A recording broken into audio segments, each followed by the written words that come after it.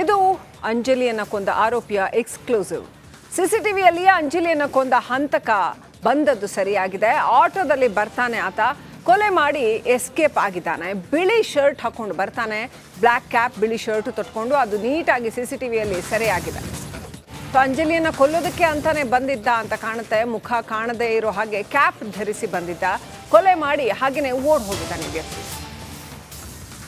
ನೋಡಿ, ಕೇವಲ ಒಂದು 10-15 ದಿನಗಳ ಅಂತರದಲ್ಲಿ ಅದೇ ಥರದ ಘಟನೆ ಮರುಕಳಿಸುತ್ತೆ ಅಂತಂದ್ರೆ ಇನ್ನು ಲಾ ಆ್ಯಂಡ್ ಆರ್ಡರ್ ಎಷ್ಟು ಸಡಿಲ ಇರಬೇಕು ಅನ್ನುವಂಥದ್ದು ಸಿಸಿಟಿವಿಯಲ್ಲಿ ಸರಿಯಾಗಿದೆ. ಆ ವ್ಯಕ್ತಿ ಹೇಗೆ ಬರ್ತಾನೆ, ಅಂಜಲಿಯನ್ನು ಕೊಲ್ಲೋದಕ್ಕೆ ಆಟೋದಲ್ಲಿ ಯಾವ ರೀತಿ ಬಂದು ಆಕೆಯನ್ನು ಕೊಲೆ ಮಾಡಿ ಹೋಗಿದ್ದಂಥ ಘಟನೆ ಸರಿಯಾಗಿರ್ತಕ್ಕಂಥದ್ದು, ಯಾವ ಥರ ಬಂದಿದ್ದ ಅನ್ನೋದು ಕಾಣಿಸುತ್ತೆ. ನಿಜಕ್ಕೂ ಭಯಾನಕವಾದಂಥ ಘಟನೆ ಅಂತಲೇ ಹೇಳಬೇಕು. ಅಂಜಲಿ ಮನೆಗೆ ನುಗ್ಗಿ ಆಕೆಯನ್ನು ಅಟ್ಟಾಡಿಸಿ ಕೊಲೆ ಮಾಡಿ ಪರಾರಿಯಾಗಿರ್ತಕ್ಕಂಥದ್ದು ದೃಶ್ಯದಲ್ಲಿ ನೋಡ್ತಾ ಇದ್ದೀರಿ. ಹುಬ್ಬಳ್ಳಿಯಲ್ಲಿ ಅಂಜಲಿಯನ್ನು ಕೊಂದ ಆರೋಪಿಯ ಎಕ್ಸ್ಕ್ಲೂಸಿವ್ ದೃಶ್ಯಗಳು.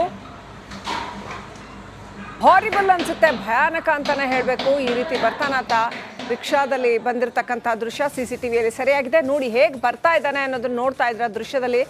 ರೋಷಾವೇಶದಲ್ಲಿ ನುಗ್ಗುತ್ತಾ ಇರ್ತಕ್ಕಂಥದ್ದು.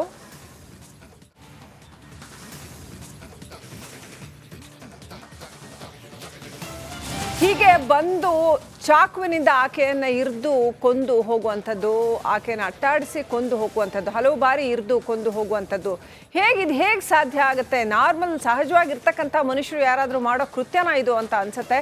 ಇಷ್ಟರ ಮಟ್ಟಿಗೆ ಕಾನೂನು ಸುವ್ಯವಸ್ಥೆ ಹಾಗಾದರೆ ಬಿಗಡಾಯಿಸಿದ್ಯಾ ಹುಬ್ಬಳ್ಳಿಯಲ್ಲಿ?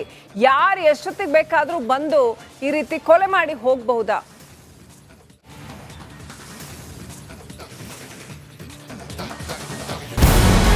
ನಮಸ್ಕಾರ, ಕರ್ನಾಟಕ ಪ್ರೈಮ್ ಟೈಮ್ಗೆ ಸ್ವಾಗತ. ನಾನು ಜಯಪ್ರಕಾಶ್ ಶೆಟ್ಟಿ. ನಡಿ, ಈಗ ಶುರು ಮಾಡೋಣ. ಕೇಸರಿಯಿಂದ ಮನೋಲ್ಲಾಸ ಮನಸ್ಸು ಮತ್ತೇರಿ ಕುಣಿದಾಡಿದೆ ನೋಡು, ಮನಸ್ಸು ಮತ್ತೇರಿ ಕುಣಿದಾಡಿದೆ ನೋಡು.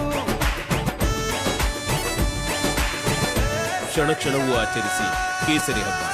ವಿಮಲ್ ಬಾಯಲ್ಲಿ ಹೇಳಿ ಕೇಸರಿ. ಇಡೀ ಕರುನಾಡು ಇವತ್ತು ರೆಬೆಲ್ ಆಗಿ ನಿಂತಿದೆ. ಈ ಹಗರಣಗಳನ್ನು ಸದನದಲ್ಲಿ ಪ್ರಸ್ತಾಪ ಮಾಡಲು ಕೂಡ ಕಾಂಗ್ರೆಸ್ ಹಿಂದೇಟು ಹಾಕಿದ್ದೇಕೆ? ನಿಮ್ಗೆ ಸಂಬಳ ಅದಕ್ಕೆ, ನಿಮಗೆ ವಾಹನ ಅದಕ್ಕೆ, ನಿಮಗೆ ವೆಪನ್ ಅದಕ್ಕೆ, ನೀವು ಅದನ್ನು ಸೆರೆ ಹಿಡಬೇಕಾಗಿತ್ತು. ನೀವು ವಿದ್ಯುತ್ ಬರ ಇದೆ ಅಂತ ಹೇಳ್ತಾ ಇದ್ದೀರಿ, ಎಲ್ಲಿ ಬರ ಇದೆ ನೀವು ಹೇಳಬೇಕು. ಪಾಕಿಸ್ತಾನ್ ಆಕ್ಯುಪೈಡ್ ಕಾಶ್ಮೀರ್ ಅದು ಎಂದೆಂದಿಗೂ ನಮ್ಮದು. 40 ಮೆಷಿನ್ಗಳು ತಂದಿತ್ತು ನೋಟ್ ಎಣಿಸುವುದಕ್ಕೆ, ಅದೇ ಹಾಳಾಗಿತ್ತು. ಮಥುರಾದ ಗಲಾಟೆ ಇದೆಯಲ್ಲ, ಅದು ಸ್ಥಳೀಯವಾಗಿ ಕೂತು ಪರಿಹರಿಸಬಹುದಾದಂಥ ಕಾನೂನಿದೆ. ಗ್ಯಾರಂಟಿ ಯೋಜನೆಯಿಂದ ನಷ್ಟ ಆಗಿದೆ, ಲಾಭ ಆಗಿದೆ, ದಯವಿಟ್ಟು ಹೇಳಿ. Dawood Ibrahim most wanted criminal ಯಾವಾಗಾದ ಅಂದರೆ ಇಲ್ಲಿ ತನಕ ಭಾರತ ದೇಶದಲ್ಲಿ ಓರ್ವ ದಲಿತ ಪ್ರಧಾನಿಯಾದಂಥ ಇತಿಹಾಸವೇ ಇಲ್ಲ.